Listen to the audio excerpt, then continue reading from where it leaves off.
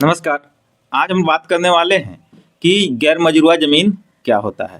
तो गैर मजरूआ ज़मीन दो प्रकार का होता है, एक गैर मजरूआ आम और गैर मजरूआ खास।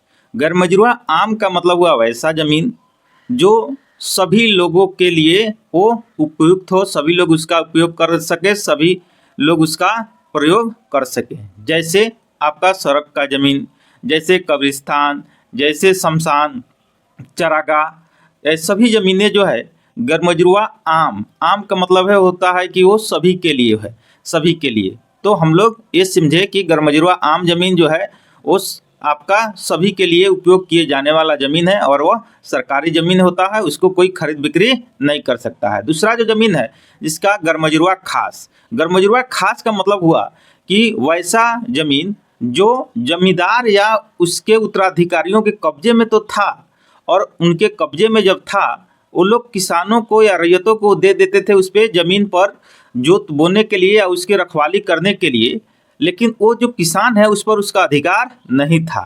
तो भूमि सुधार अधिनियम 1950 में ऐसे ज़मीनों को सरकार ने अपने कब्जे में ले लिया और गैरमजरूआ खास या गैरमजरूआ मालिक जो ज़मीन है वो सभी ज़मीन सरकार अपने पे ले लिया, यानी वो भी ज़मीन सरकारी ज़मीन होता है। अगर कोई व्यक्ति गैरमजरूआ आम और पर या जो गैरमजरूआ खास पर कब्जा करके रखा है तो वो ज़मीन सरकार की होती है, वो किसान की नहीं होती है। धन्यवाद।